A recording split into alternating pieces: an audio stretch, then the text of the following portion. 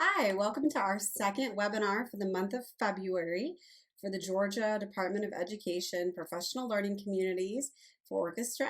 My name is Shawn Morton. I'm excited to talk with you today a little bit about my personal digital teaching experience, talk a little bit about a student activity that I found to be really successful with my students and that I enjoyed and I think they enjoyed a lot, and then talk a tiny bit about assessment and give you some examples, some assessment rubrics that I've used lately.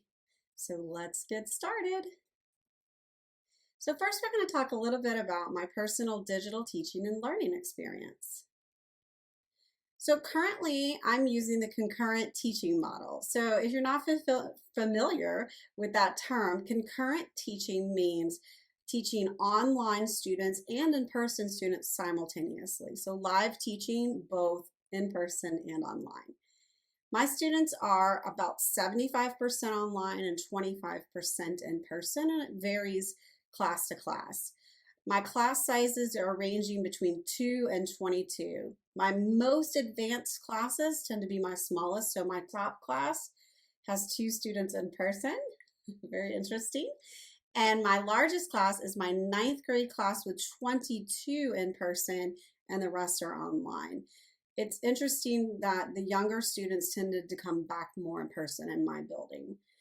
We see our students every day, so we have daily instruction, and we're using a model where Monday through Thursday, we are using live instruction. The kids are logged into the video platform and we're teaching live to them. We have the option at my school to use a Flex Friday model, and we are implementing that in the orchestra room.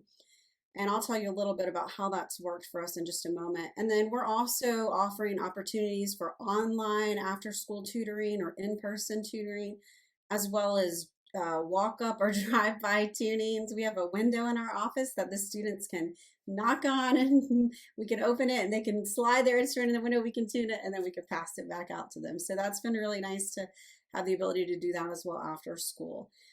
We also have a little bit of time built in between every class period. So sometimes when students need a little help tuning, they can hop on the video platform and we can also work with them then.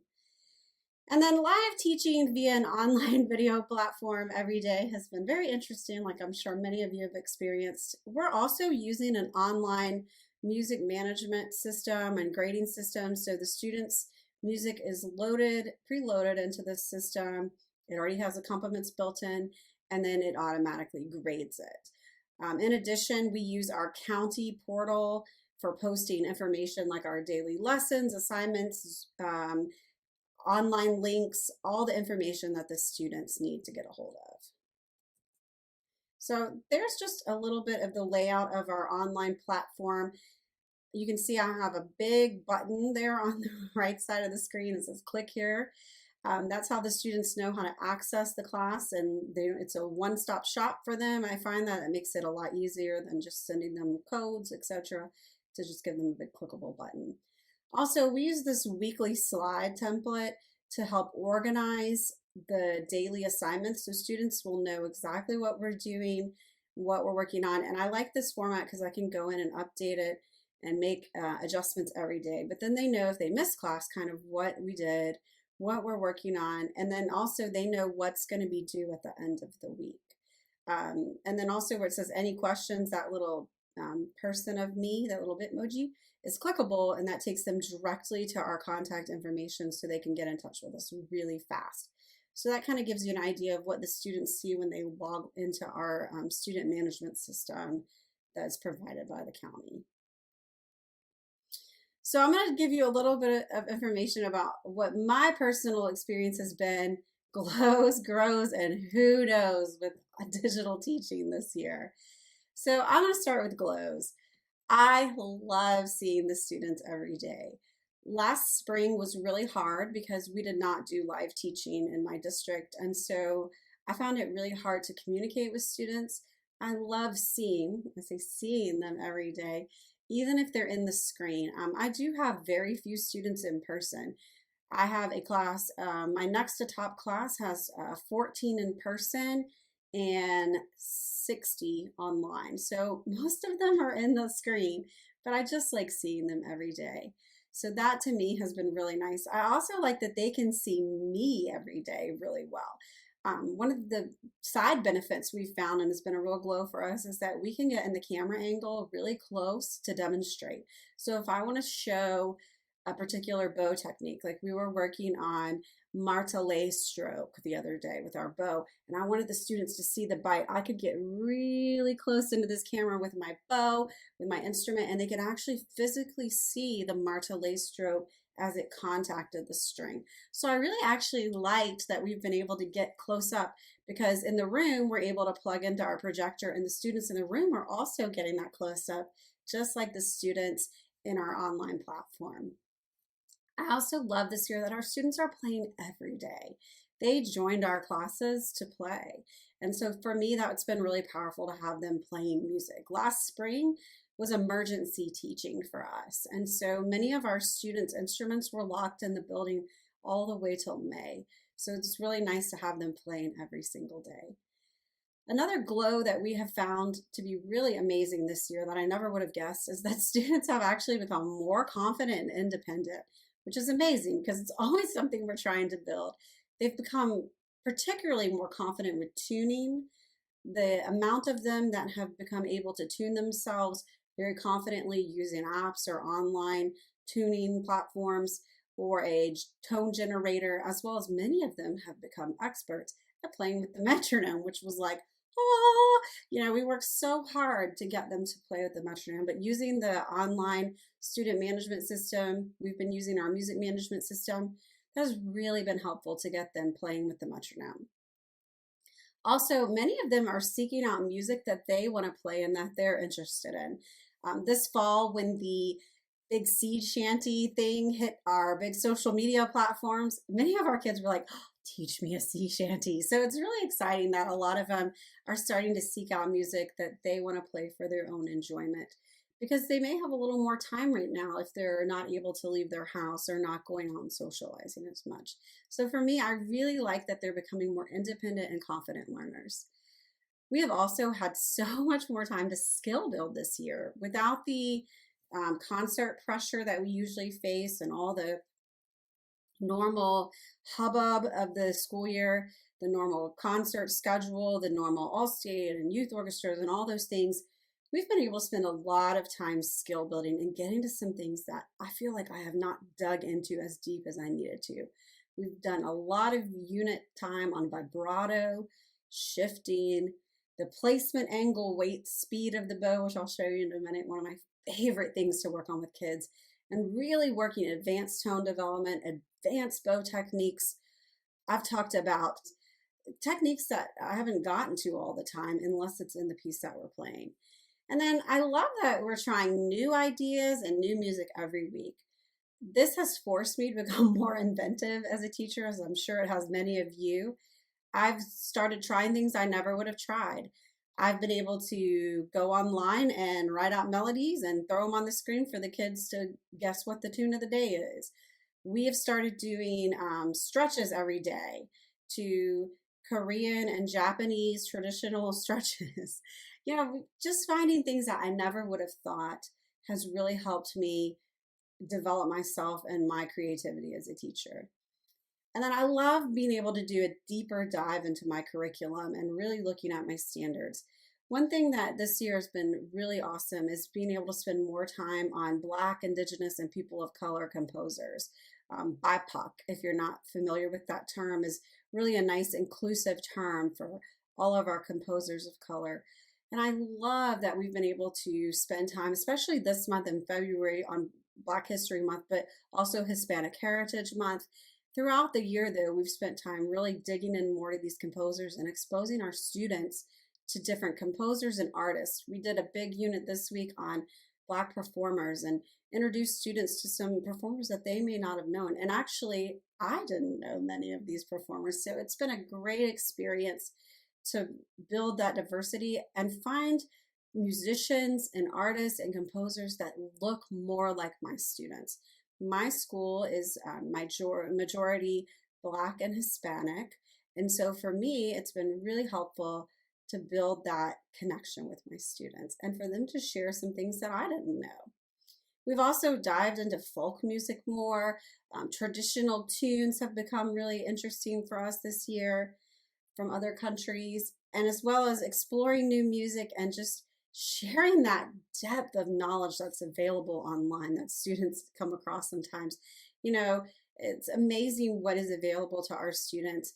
We're studying some Caribbean music, and we were able to log on and find the original, a Caribbean choir sing this piece that was in our method book that we were working on, and being able to really show students these deeper dives as we go into our curriculum a little bit more, to me has been an amazing opportunity. So overall, I've been able to find a lot of positives, even in the midst of some really stressful situations this year.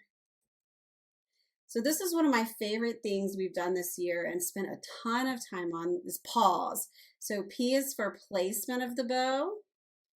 A is for angle of the bow. W is for weight, and then S is for speed. So placement, you can see that's the bow lanes that many of us are familiar with. Some people number them. Some people call them by the dynamic lane. We've gotten to where we originally used to call them by a number system, but then sometimes I couldn't remember what number was what.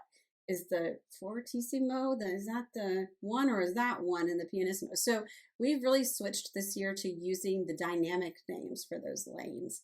And this has been a really game changer for our students to think about this bow placement. The angle of the bow, meaning the tilt of the bow, has been a nice topic for us to talk about. Play on your favorite one bow here to play soft, kids. That's really been neat to talk to kids about, as well as there are times that we can use flat hair on the bow to get a different type of sound quality or color. So really talking about how those things affect the color of the sound. The weight obviously is the amount of, I don't usually use the word pressure, but many people do. I think it's whatever term you're comfortable with, but the amount of weight that you put in the bow. We talk a lot about getting the pronation of the left hand.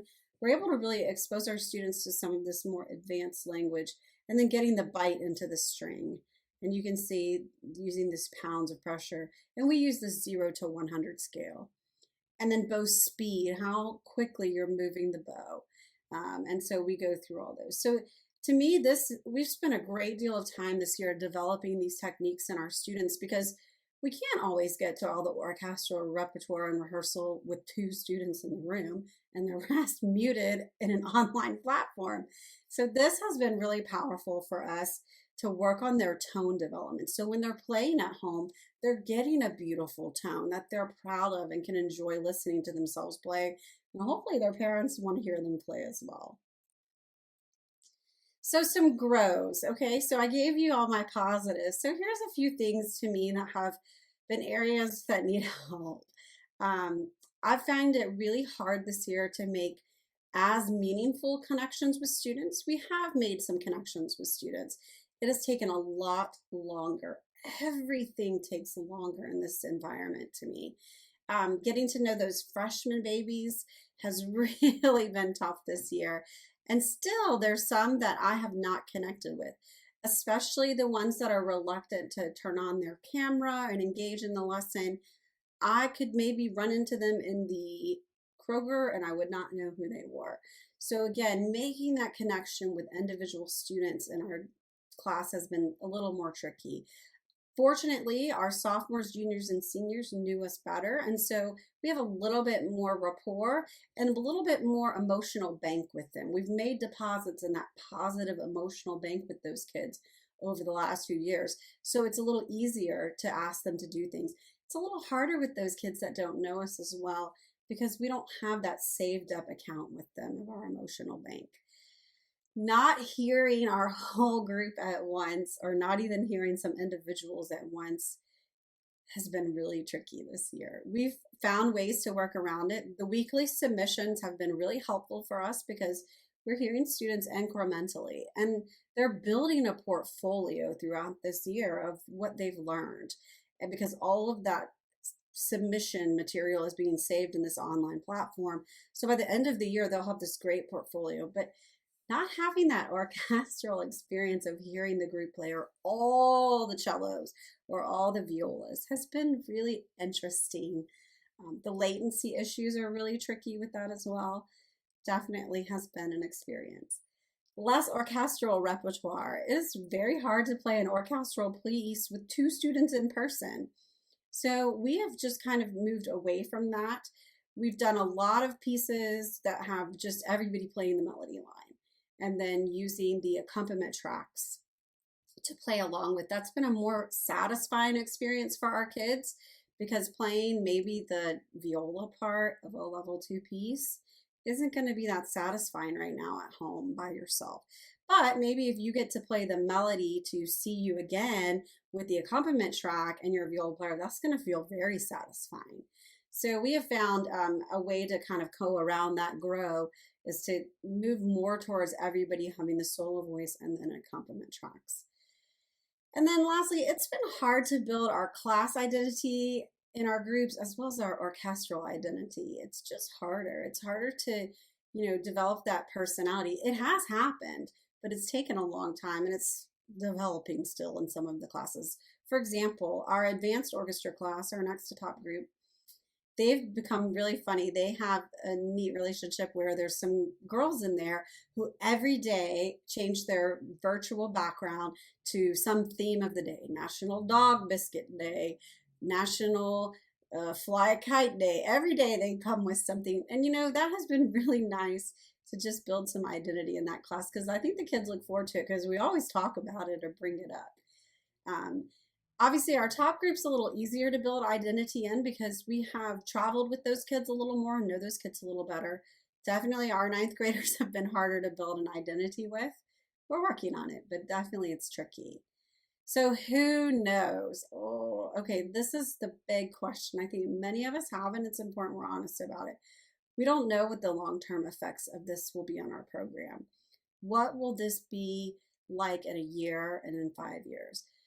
We have students that have failed courses that normally don't fail courses, and they're going to need to make up those courses. So will they be able to fit our class in their schedule next year? We don't know. Students have become less connected with us and even each other. How's that going to affect them when they do return to the classroom? What kind of social emotional learning are we going to need to implement now and when they return to help make that connection? We have students also that have just gone missing. Like they're just gone. We don't know where they are. They're on our roll. We don't see them anymore. We've used a lot of online messaging apps as well as email, phone calls home, translators involved, counselors. We're using those resources to try to mitigate some of this who knows, but it is a hard time. And I think it's important we acknowledge that it's a hard time, but that we also celebrate the positives that come out of it. I don't think we should be falsely positive. I do think we should be positive. I think being positive, because there are actually things to be positive, really makes a difference. And I think it's important that we do acknowledge the stress, the issues, the things that are troublesome for us. But we also look for those joys and those small little wins each day. So for example, this was a small win for me.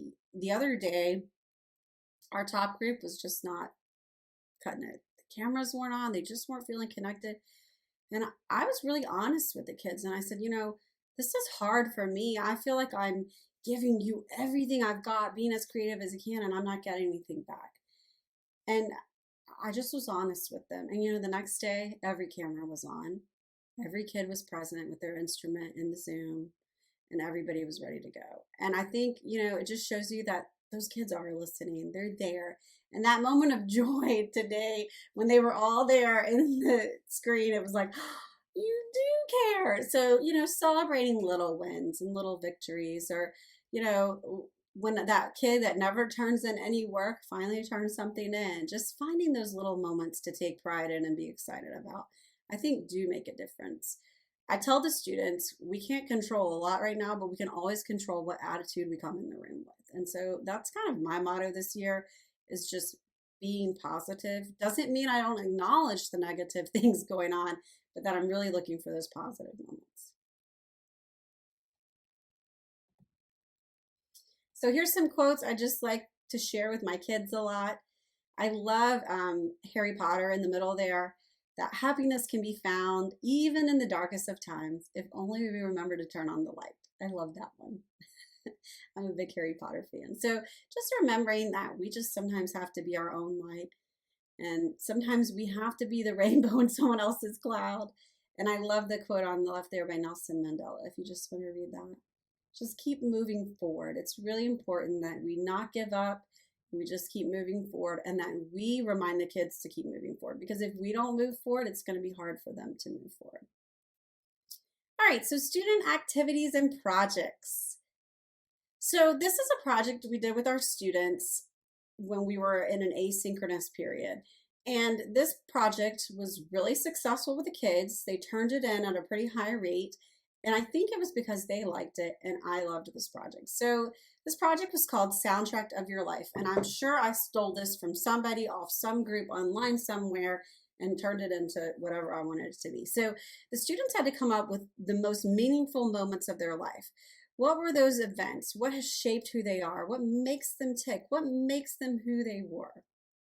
It could be the day they were born. It could be when they won the home run competition in t-ball, or any number of things, a special vacation, a special award they got in school, a dance contest, or, any number of things that you can think of. So the students had to write a paragraph to introduce themselves, and it just had to be a short paragraph. And then they had to list 5 of their most important life moments or things that they felt like meant a lot to them and link it to a song. And then they had to tell about why they linked it to that song.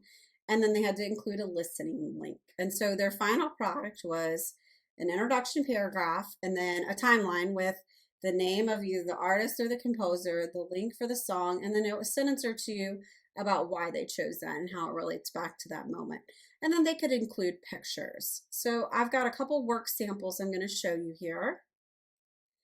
So this first one is from a sophomore boy, which I always think are funny little characters. You can see he talks a little bit in the opening paragraph that he really cares a lot about his family, that he has a really strong connection with friends, and that he loves playing cello, and he's thinking about going into the law field. So, it gives you a little understanding of this student. He's a pretty significantly good academic student and funny student, pretty well liked. So you can see, I loved this first thing that he shared was "We Are the Champions," pretty popular song. I didn't realize the student was born with a heart defect.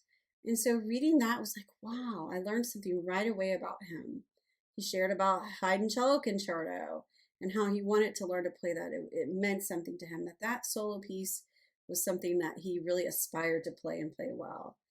He talks about making All-State one year and how, he was really proud of himself. He felt on top of the world, if you know that song. And he references some of his friends in chamber orchestra and how they listened to this song together by Jason Mraz and just the meaning behind it to him. And then last year he had performed for International Night at our school and done a big K-pop dance. And so he talks about how that relates to the BTS song listed there.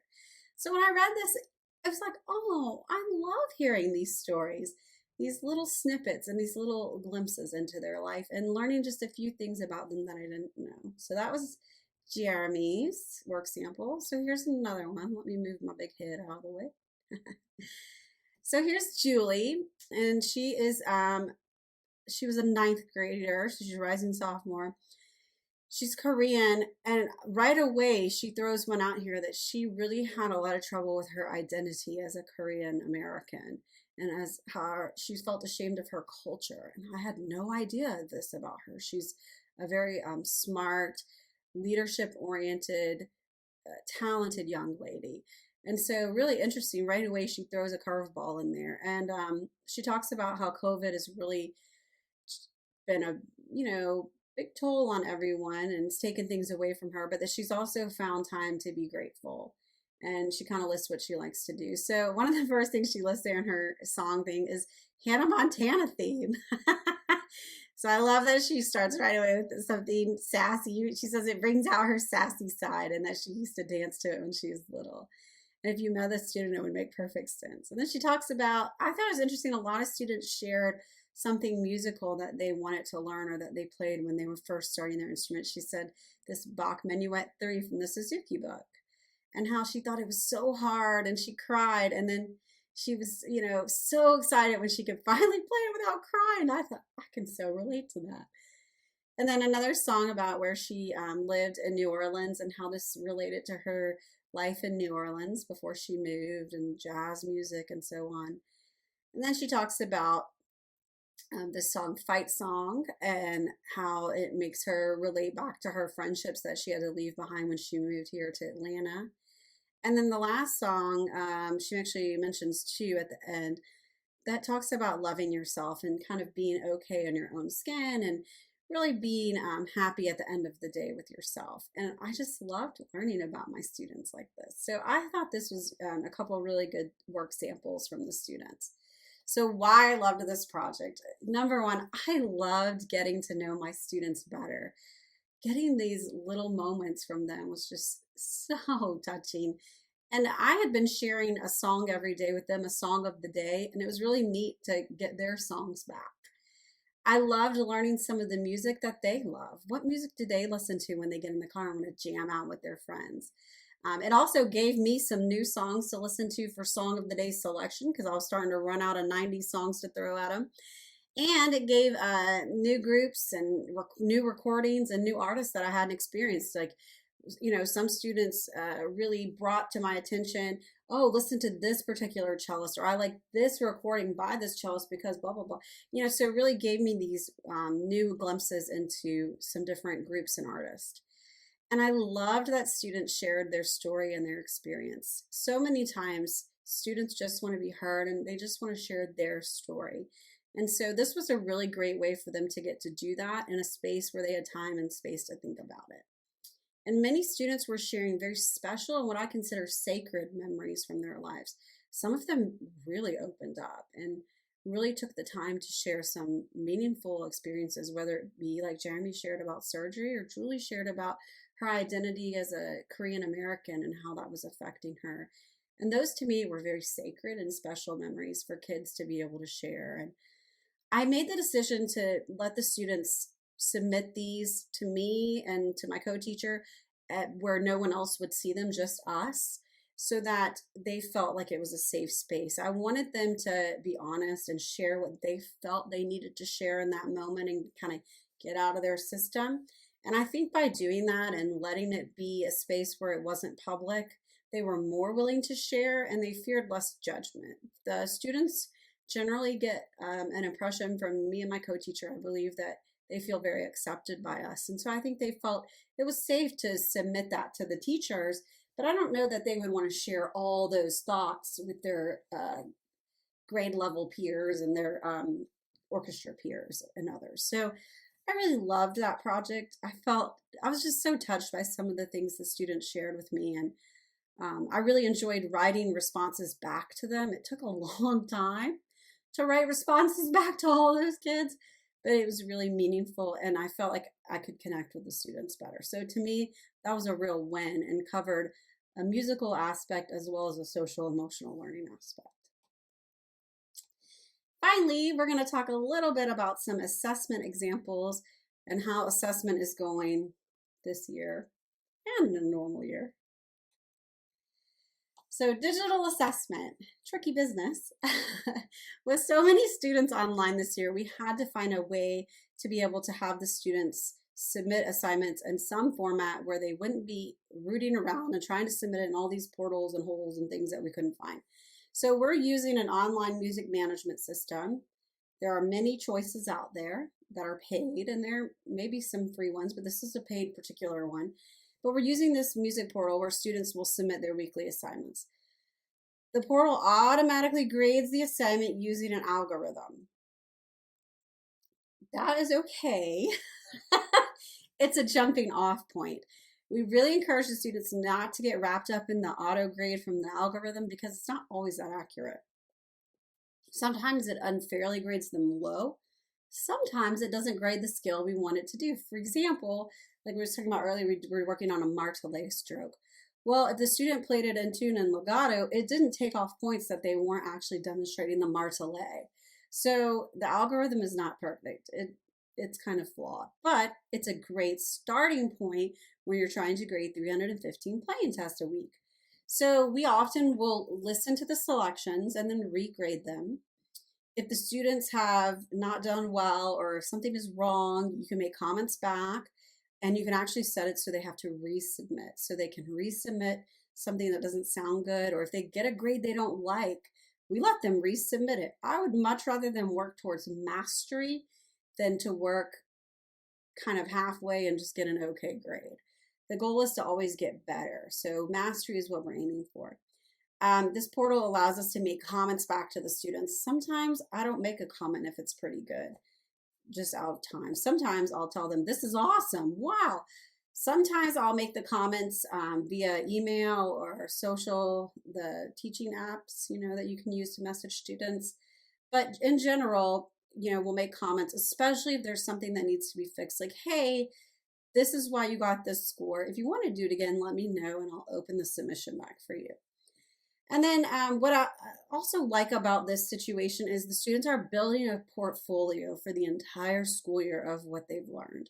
So we started this system back at the beginning of the school year, first week of school. They signed up, got their account set up, and we've been pushing content to them. And every week they've had a submission.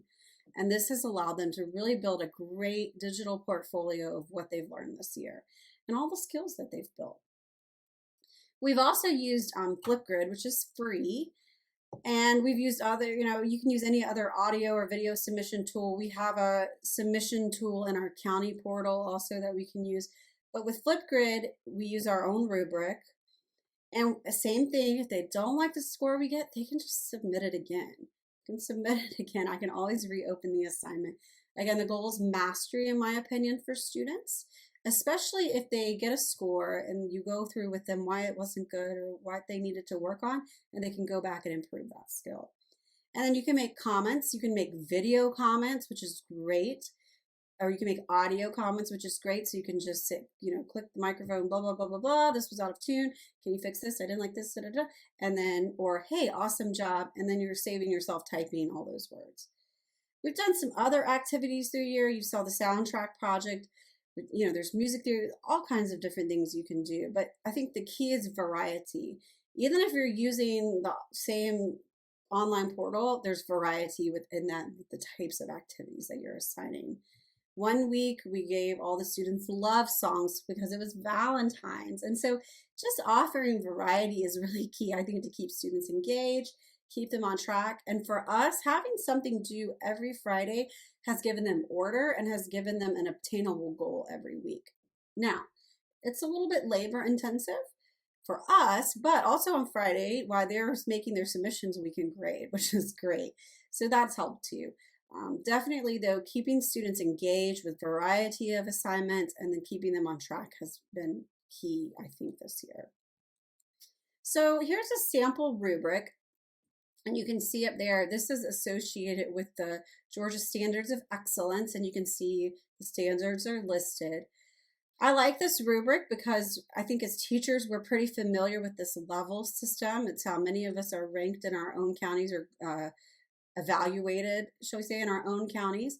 So you have tone quality, and it explains, using the proper bow placement, using the proper weight and speed, and then doing it in an advanced way. And then level 3 is you doing it all and doing it well. Level 2, you mostly did it. Level 1, you're sort of doing it. Level 0, didn't do it at all. So hopefully you had some kind of tone. So again, you can go down this rubric. To me, this is a really clear rubric because if you're giving students a paper copy of this rubric, it's easy just to circle, circle, circle, circle, circle, hand them the rubric.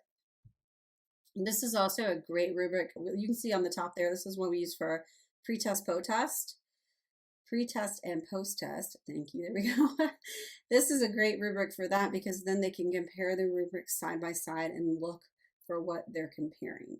And for example, if we're, grading something where the skill we're assessing is articulation, it's on there, but you still have to assess the other issues in music. Now, you can only assess the articulation if you want, but I like this rubric because it gives you all the different areas to assess. So this is a really nice rubric, I think, if you're especially trying to show your administration how you're using assessment tools. So this is a little bit simpler rubric. I think this one's easy to follow. Again, you can see the Georgia Standards of Excellence are correlated there, and it's grading the same ideas: the rhythm, the tone quality, the note accuracy of pitch, the articulation and bowing, and then musicianship. And you can see kind of if 99% of it, if it's 99% there, they're in the 5 category. If it's mostly there, 90% of the notes are in tune, 4, 3, 2, 1, and then did not demonstrate or less, 0. So to me, this is great. Also, it uses those words that our students know. You can use superior, excellent, good, fair, poor if you want to go up there and change that. But again, this is a pretty familiar situation for our students to see rubrics and to be able to sit down and go line by line. So this is another rubric that we use to quick assess students. We also will play other student submissions. Now, we won't tell them whose it is and they don't see it, but we will play other student submissions and have the students evaluate as a class what they would score that submission. So it's been really interesting for them to hear that as well. And then here's the soundtrack project rubric that we used. You can see over here the Georgia Standard of Excellence correlation of understanding music in relation to history and culture. And again, I also think it relates very well to social emotional learning. Did they have the intro paragraph? Was it 5 sentences? Was it autobiographical? And then did they have the first event, the song, the link, and an explanation? Song, link, explanation all the way down, and then you could just tally the points. So that's a pretty simple rubric, but that's, again, a very clear way for the students to see exactly where they lost points and make it really clear and easy when your administrators want to see those things like assessment uses. So I think that's a pretty clear rubric. So that's it for our second February webinar this month. I hope that you'll go on to our communities and to the discussion post and share some of your ideas and your experience this year as a digital teacher, and that you'll tell us a little bit about some activities that you've enjoyed doing with your students this year. And please share your assessment tools, because I think that's something we're all struggling with right now. And you can see the Georgia Department of Ed website as well as the YouTube channel listed there. So thank you for joining me today, and I hope that you have a wonderful rest of the month.